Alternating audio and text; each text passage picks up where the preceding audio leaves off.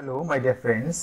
আপোনালোক সকলোকে আপোনালোকৰ অতি মৰমৰ ইউটিউব চেনেল নুৰুল আলম নাজিলৈ আন্তৰিক স্বাগতম জনাইছো।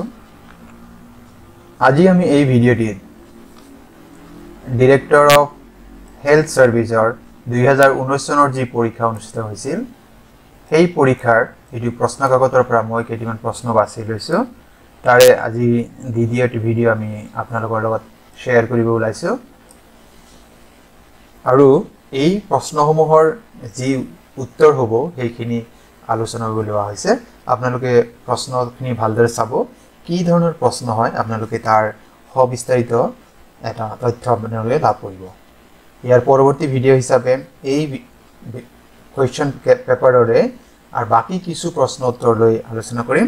আৰু 2020 চনৰ যিটো মানে ডিৰেক্টৰ অফ হেল্থ সাৰ্ভিসৰ পৰীক্ষা হৈছিল তাৰ প্ৰশ্ন কাকতৰ প্ৰশ্নসমূহৰ উত্তৰ অতি সোনকালে আপোনালোকৰ বাবে ভিডিঅ' আকাৰে লৈ আহিম। আপোনালোকে ভিডিঅ'সমূহ চাই আপোনালোকে দৰকাৰী পইণ্টসমূহ নোট ডাউন কৰি ল'ব আৰু এইবিলাকে আপোনালোকক এই 2022 চনৰ যি পৰীক্ষা অনুষ্ঠিত হ'ব সেই পৰীক্ষা অতি সহজে উত্তীৰ্ণ হোৱাত সহায় কৰিব। মোৰ বন্ধু বান্ধৱীসকল, আজি এই ভিডিঅ'টিত আমি 2019 বৰ্ষৰ যি প্ৰশ্ন কাকত আছিল তাৰে কিছু প্ৰশ্ন আমি আলোচনা কৰি লৈছো। আপোনালোকে প্ৰথমৰ পৰা ভালদৰে চাব বুলি আশা থাকিল। আহকচোন বাৰু প্ৰশ্ন উত্তৰসমূহ আমি জানি লওঁ। ইয়াৰ প্ৰথম প্ৰশ্নই দিয়া আছে, which country is known as the land of white elephant? বগা হাতীৰ দেশ বুলি কোনখন দেশক জনা যায় বা land of white elephant বুলি? আৰু ইয়াৰ শুদ্ধ উত্তৰটি হৈছে থাইলেণ্ড। থাইলেণ্ডক বগা হাতীৰ দেশ বুলি জনা যায়। পৰৱৰ্তী প্ৰশ্ন, জাপানৰ ৰাজধানী কি? Capital of Japan. আমি সকলোৱে জানো জাপানৰ ৰাজধানী হৈছে টকিঅ'।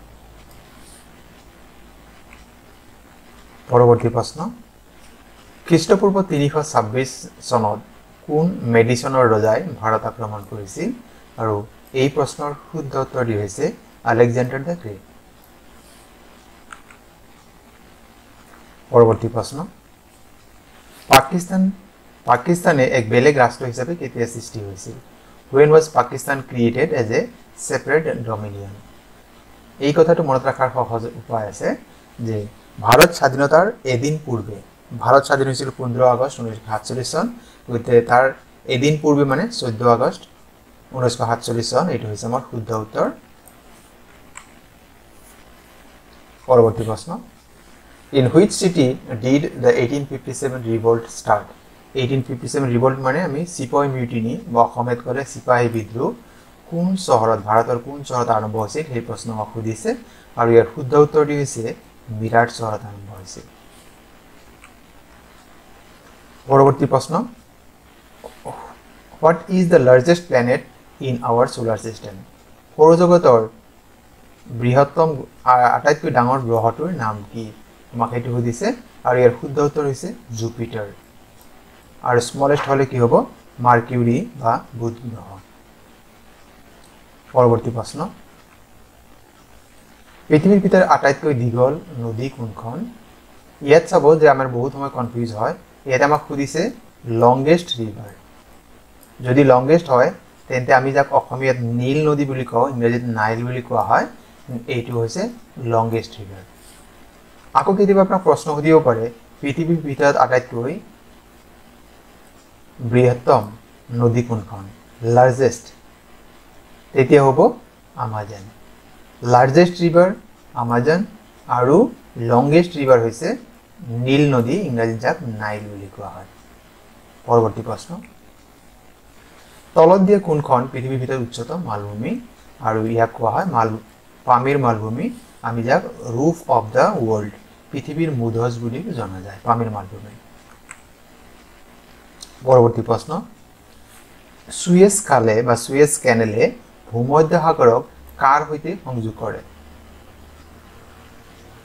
ইয়াত হৈছে উত্তৰটি হৈছে ৰেড চি, অসমীয়াত ক'লে লোহিত সাগৰ। অপশ্যন এ আমাক শুদ্ধ উত্তৰ। পৰৱৰ্তী প্ৰশ্ন, তলত দিয়া কোনটো ভাৰতৰ এটা বন্দৰ নহয়? চি পৰ্ট আমি যিটো কওঁ, এই তলত ইয়াতে আমাক চাৰিটা বিকল্পৰ ভিতৰত এটা আমাৰ কি নহয়? সি পোৰ্ট নহয়, বন্দৰ নহয়। কান্দালা ই এটা সিপোৰ্ট হয়, ভাবনগৰ একটা সিপোৰ্ট হয়, পাৰাদ্বীপটো এটা সিপোৰ্ট হয়, কেৱলমাত্ৰ এই মাইসোৰ যেটো অপশন দিয়া আছে এইটো আমাৰ শুদ্ধ নহয়, গতিকে অপশন ডি আমাৰ শুদ্ধ উত্তৰ, কাৰণ এটা আমাৰ নহয় বুলি কৈছে, আমি কোনটো নহয় হেতুহে আমি ক'ব লাগে।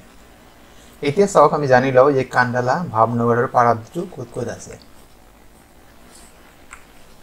কান্দালা যেটো সিপোৰ্ট হয় ই গুজৰাটত আছে, পাৰাদ্বীপটো উৰিষ্যাত আছে, আৰু ভাবনগৰটো আমাৰ কি আছে গুজৰাটত আছে। গতিকে এই প্ৰশ্নটিৰ আমি আগৰ প্ৰশ্ন নিশ্চয় আমি বুজি পালো যে তাৰ মাইসোৰ বুলি যেটো দিয়া আছিল সেইটো আমাৰ শুদ্ধ নহয়, ইয়াতে গুজৰাট স্পেলিংটো এইটো হ'ব নালাগিছিল। পৰৱৰ্তী প্ৰশ্নলৈ আমি আগবাঢ়িছো। ভাৰতৰ ৰাষ্ট্ৰীয় গীতৰ প্ৰথম শাৰীটো হ'ল নেশনেল সং। ইয়াত আমি কনফিউজ হ'ব নালাগে, নেশনেল সং আৰু নেশনেল এন্থেম আমি দুটা বেলেগ বস্তু, এইখিনি আমি কনফিউজ হ'ব নালাগে। গতিকে নেশনেল সং কোনটো যদি আমি সেইটো জানো নিশ্চয় আমি ইয়াতে শুদ্ধ উত্তৰটো বিচাৰি পাম। ইয়াৰ শুদ্ধ উত্তৰটো হৈছে বন্দে মাতৰম, এইটো হৈছে আমাৰ নেশনেল সং হয়, গতিকে প্ৰথম শাৰীটো আছিল বন্দে মাতৰম। ইয়াৰ আমি যদি চাই লওঁ শুদ্ধ উত্তৰটো আমি গম পাই গ'লো। এতিয়া আমি চাই লওঁ যে নেশনেল এন্থেম কোনটো আৰু নেশনেল সং কোনটো হয়। ইয়াৰ লগত জড়িত আন দুটা প্ৰশ্ন হ'ব পাৰে, আমি সেই বিষয়ে ইয়াতে কথা পাতিম। চাই লওক যে নেশনেল এন্থেম হৈছে ৰাষ্ট্ৰীয় সংগীত, সেইটো হৈছে জনগণ মন অধিনায়ক জয় হে, আৰু ইয়াক কোনে ৰচনা কৰিছিল? কবিগুৰু ৰবীন্দ্ৰনাথ ঠাকুৰে। আৰু নেশনেল সং হৈছে বন্দে মাতৰম, আৰু ইয়াৰ কম্পোজ কৰিছিল বঙ্কিম চন্দ্ৰ চেটাৰ্জী বা বঙ্কিম চন্দ্ৰ চট্টোপাধ্যায়। চেটাৰ্জী বা চৌধুৰীৰ একে, গতিকে ইয়াত ভুল নহয় দেই। গতিকে আমি এইটো কনফিউজ হ'ব নালাগে, নেশনেল এন্থেম জনগণ মন অধিনায়ক জয় হে সেইটো হয়, আৰু নেশনেল সং হৈছে বন্দে মাতৰম। এইটো নেশনেল এন্থেমক ৰাষ্ট্ৰীয় সংগীত আৰু নেশনেল সংক ৰাষ্ট্ৰীয় গীত বুলি হয়। পৰৱৰ্তী প্ৰশ্নলৈ আগবাঢ়িছো। ভাৰতৰ প্ৰথমজন ৰাষ্ট্ৰপতি কোন আছিল? আৰু ইয়াৰ শুদ্ধ উত্তৰটো হৈছে ডক্টৰ ৰাজেন্দ্ৰ প্ৰসাদ, আৰু দ্বিতীয়গৰাকী আছিল ডক্টৰ এছ ৰাধাকৃষ্ণন বা ডক্টৰ সৰ্বপল্লী ৰাধাকৃষ্ণন। আমি যিজন ব্যক্তিৰ লগত আমি কি শিক্ষক দিৱসৰ দিনটো, শিক্ষক দিৱস তেখেতৰ জন্ম দিৱসৰ লগত জড়িত হৈ আছে। পৰৱৰ্তী প্ৰশ্ন। হাৰিয়ানাৰ ৰাজধানী ক'ত অৱস্থিত? হাৰিয়ানাৰ ৰাজধানী চণ্ডীগড়। তলত দিয়া কোনখন ৰাষ্ট্ৰ ৰাষ্ট্ৰসংঘৰ স্থায়ী সদস্য নহয়? ইয়াত যিখিনি বিকল্প দিয়া আছে আচলতে এই প্ৰশ্নটিৰ ৰাষ্ট্ৰসংঘৰ নিৰাপত্তা পৰিষদৰ স্থায়ী সদস্য নহয়, আচলতে প্ৰশ্নটো হয়। ইয়াতে শুদ্ধ উত্তৰটি হৈছে মানে ইয়াতে নহয়, কোনটো নহয় সেইটোৱে আমাক ক'ব দিছে। গতিকে ইয়াত আমাৰ জাপান কি হয় ৰাষ্ট্ৰসংঘৰ নিৰাপত্তা পৰিষদৰ স্থায়ী সদস্য নহয়, গতিকে জাপান শুদ্ধ উত্তৰ। আহকচোন বাৰু জানি লওঁ আমি ৰাষ্ট্ৰসংঘৰ নিৰাপত্তা পৰিষদৰ স্থায়ী সদস্য ৰাষ্ট্ৰকেইখন কোন কোন। 5 permanent members of the United Nations Organizations. প্ৰথমটি হৈছে ইউনাইটেড কিংডম, দ্বিতীয়টি United states of America, France, Russia and China. এই পাঁচখন হৈছে ৰাষ্ট্ৰসংঘৰ নিৰাপত্তা পৰিষদৰ স্থায়ী সদস্য, আৰু এওঁলোকৰ এটা বিশেষ ক্ষমতা থাকে যাক ভেটো পাৱাৰ বুলি কোৱা হয় বা ভেটো ক্ষমতা। পৰৱৰ্তী প্ৰশ্ন। ইউনিচেফ ৰাষ্ট্ৰসংঘৰ কিছু আমাৰ কি আছে বিশেষ অংগ আছে, যেনেকৈ ইউনেস্কো, ইউনিচেফ, IMF। ইয়াত সুধিছে ইউনিচেফৰ মুখ্য কাৰ্যালয় ক'ত অৱস্থিত, আৰু ইয়াৰ শুদ্ধ উত্তৰটি হৈছে নিউয়ৰ্ক। ইউনিচেফৰ মুখ্য কাৰ্যালয় হৈছে নিউয়ৰ্কত। আমাক কেতিয়াবা পৰীক্ষা দিব পাৰে যে ইউনিচেফৰ সম্পূৰ্ণ ৰূপ কি? United nations international children's emergency fund. United, U for united, N for nations, international children's emergency fund. পৰৱৰ্তী প্ৰশ্ন। Who wrote the book man eaters of Kumaon? Man eaters of Kumaon নামৰ গ্ৰন্থখনৰ লেখক কোন? তেওঁ হৈছে জিম কৰবেট। পৰৱৰ্তী প্ৰশ্ন। তলত দিয়া কোনখন ৰাজধানী ৰেলৱেৰে সংযোজিত?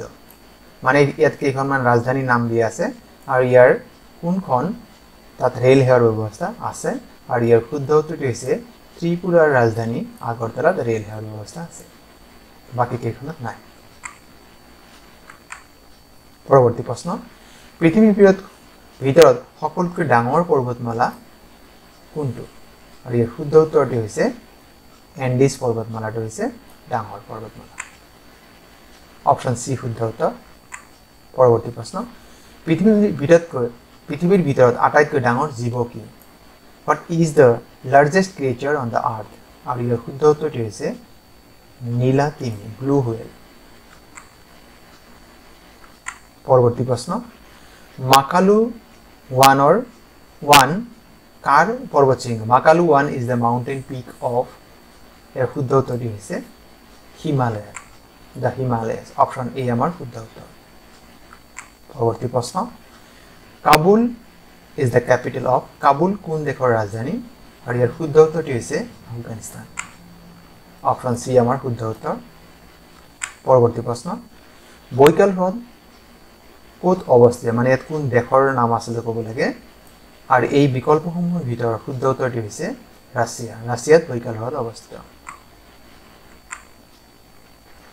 ভাৰতৰ সৰ্বোচ্চ ন্যায়ালয়ৰ ন্যায়াধীশসকলক কোনে নিয়োগ কৰে আৰু ইয়াত যিখিনি বিকল্প দিয়া আছে তাৰে শুদ্ধ উত্তৰটি হৈছে দ্য প্ৰেসিডেন্ট অফ ইণ্ডিয়া ভাৰতৰ উচ্চতম ন্যায়ালয়ৰ মুখ্য ন্যায়াধীশ লগতে আন যিমান ন্যায়াধীশ আছে লোকসভা কেন্দ্ৰীয় লোকসভা আয়োগৰ সদস্য সভাপতি অধ্যক্ষ এই ভাৰতৰ যিমান গুৰুত্বপূৰ্ণ পদবী আছে এই নিয়োগসমূহ ৰাষ্ট্ৰপতিৰ দ্বাৰা কৰা হয় আৰু এই সকল ব্যক্তিৰ যিদৰে কোনো ৰাজ্যৰ যদি ৰাজ্যপাল নিয়োগ কৰিব লাগে হেয়া ভাৰতৰ ৰাষ্ট্ৰপতি কৰে ভাৰতৰ যিখিনি ৰাষ্ট্ৰদূত আছে তেওঁলোককো ৰাষ্ট্ৰপতিয়ে নিয়োগ কৰে